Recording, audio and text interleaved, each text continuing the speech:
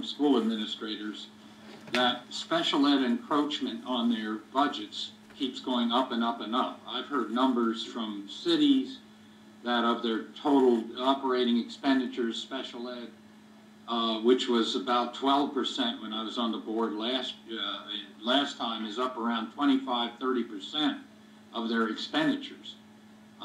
So you don't present that, or is that in another division or what? Because that seems to be, at some point you've got, as you pointed out in the beginning of this, you've got this civil rights law which gives these automatic rights, and then there's no concern for the overall budget in this game. So this is a group that's insulated, if you will, from the fiscal changes, and it just goes up and up and up.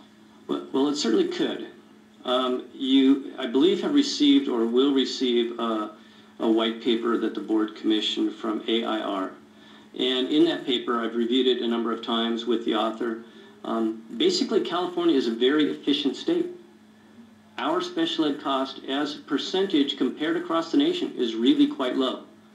Unfortunately, our general ed expenditures are also quite low. Some of the increase that you see when you use the term encroachment, which is the common vernacular, is really not so much an increase in special ed costs, but a declining revenue stream overall. Special ed remains constant, general ed goes down, the encroachment by definition would have to go up. So that's part of the explanation. The other part is we have students with more significant disabilities. Yeah, the cost does go up some. But the reality is it's a right, it's an entitlement. You cannot consider cost in the terms of placement. But in spite of all that, California is really quite efficient in the expenditures. And I could certainly bring that back to you at a later time. It's not part of the annual performance report, so I'd want to space it out into a different point in time so as not to overwhelm the board all at once with that data as well. Or I could come present whenever Tom comes to present on his white paper. I'd be happy to join him. Tom Parrish, yeah, let's do that. Yeah. Okay, any other questions from the board at this point? If not, we have some public comment, I assume. 3 speakers, Darlene Anderson, Doug McRae, and Walter Richardson.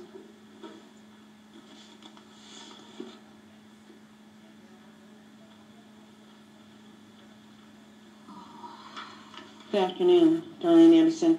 I find it really interesting that that was the piece of the committee from the state of California that's supposed to be the oversight piece. But from my understanding, when I follow implementing what they should be implementing, or children are making progress, there's really no way to measure, because when children have disabilities, each one is different. So everybody has a different provider. And when you could just retire and go into the county office of education and get a provider position, there's no measuring how well you're doing that job or if it's even benefiting the kids. But guess what? No one can touch your money. So, it's frustrating. It's frustrating to me because kids with disabilities are not making progress, and you're not ensuring that they graduate. They get a certificate of completion. You're talking about how they will get through the system. Yet and still, we're not measuring the overall system's performance. So when you're looking at special ed and the willful defiance issue and the number of African American children who happen to end up in special ed and identified as behavioral issues, you're looking at those kids and they're going to prison. And this is real. FU will get you a prison sentence. $20,000 felony, and you are removed from the schoolhouse, directly to the jailhouse. And our money from general ed funds, $14 million from Sac City going directly to the law enforcement agency. Come on, let's get real. This board has a job. Its job is to measure performance.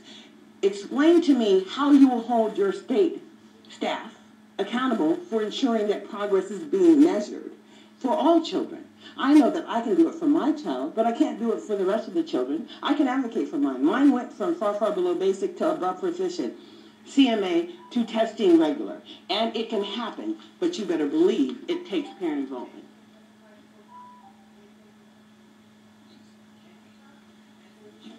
Good afternoon, I'm Doug McRae, retired testing guy from RA. Since President Kursky brought up the issue of the participation criteria in CMA, it's an appropriate time to make a comment. With the issues of the implementation of CMA, as I've been brought that to the board's attention for several years now. The issues include overuse of CMAs, inflated or gain or trend data for STAR and API, wildly discrepant use from district to district. These issues have received media attention, and I brought some copies of the EdSource Today commentary that I wrote, as well as a San Francisco Chronicle article on October 27th. I have copies for people who want. I don't have enough for everybody here. One of the comments in your discussion really came to my attention, and that was Fred Belkin's description that the increase of CMA can be explained when you look at all of the data. Plus a comment, if I heard it correct, said if the CMA is given, then the kid is typically not on a diploma track.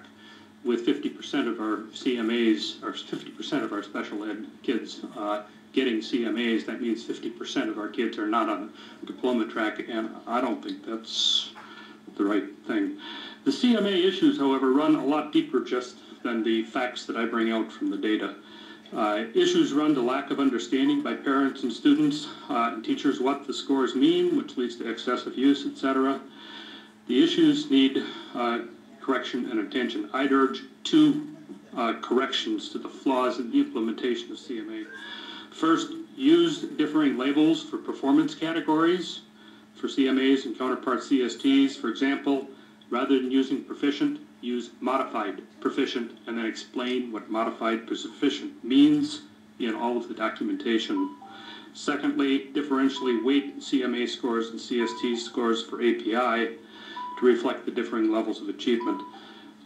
This issue has been referred to the PSAA committee in September 2010 and September 2011, and it's not been agendized for this PSAA committee as yet. That suggestion has been. The CMA, okay, just very briefly, Deb Sigmund did have a quote in the San Francisco Chronicle article, and you should be relieved to say, I agree with her quote. The problem is not the test. The problem is with the implementation in these areas. Thank you.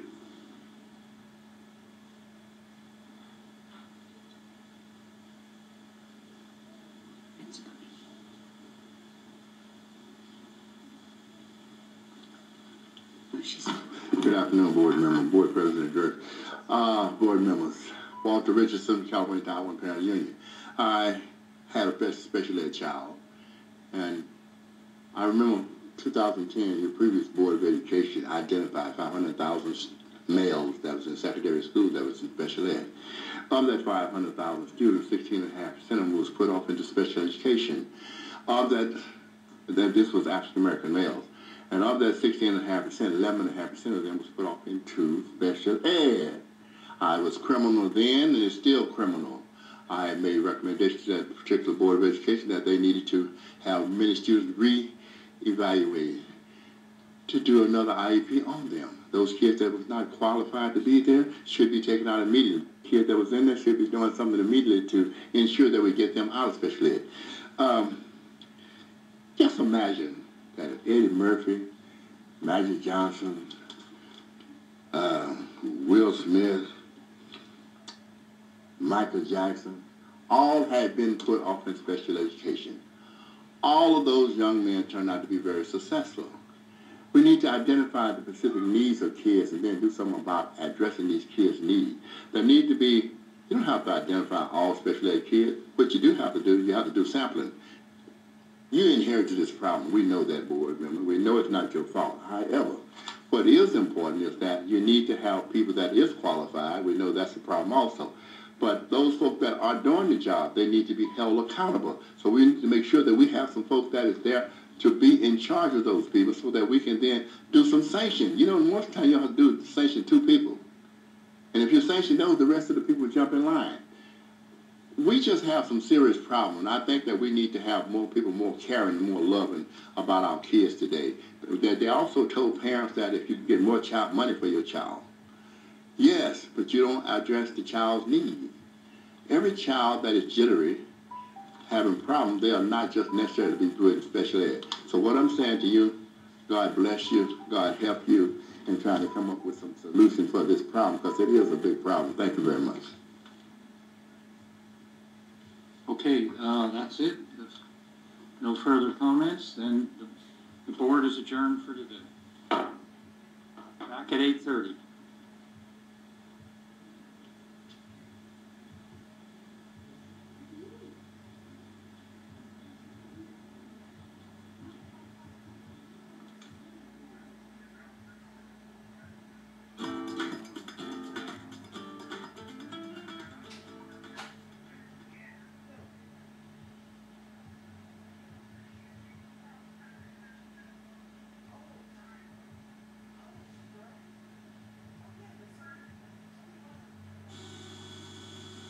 So the State Board will convene, announce that a quorum is present, and we will begin with the salute to the flag.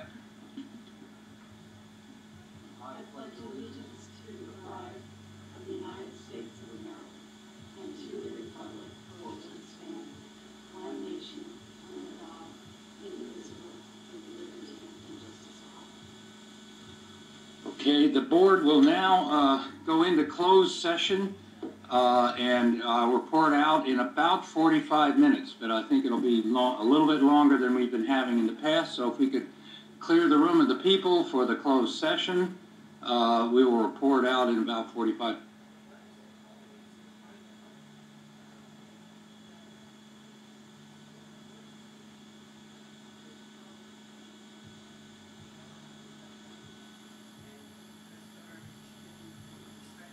The board will resume, and I will open with with some announcements that I usually have, and then we will have the superintendent's report, and then we will proceed through our items. First, I wanted to announce in the closed session that we report out on. In closed session, the board discussed and took action on the following cases as noticed on the meeting agenda. California School Boards Association versus the California State Board of Education, Aspire Public Schools. Okay, now on to my usual announcements. In this regard, the State Board of Education office posted announcements last month to recruit members to the Advisory Council on Special Education. We have 4 appointments there, and the Title I Committee of Practitioners. We have 3 vacancies there, 2 teachers, 1 representative of private schools. So we hope people apply, and applications close 5 p.m. Friday, November 30th. I have one change regarding the agenda. There is a public hearing on tomorrow's agenda. That is item 13, the charter petition, Rosie the Riveter appeal from the Los Angeles County Office of Education. We have 2 items that have addendum. Item 1, SBE Screening Committee recommendations for 213-214, the Student Board of Education student member for next year. And item 10, SBE Screening Committee recommendations for Advisory Committee on Charter Schools. We have consent and waiver items, and there's a handout table on the lobby listing the proposed consent items 17 through 23, which are proposed for consent. The proposed waiver consent items include waivers 1 through waiver 15. Any member of the board that wants to remove an item from the consent calendar should advise our executive director by noon tomorrow. We will take up the waiver consent and regular consent calendars tomorrow. Now some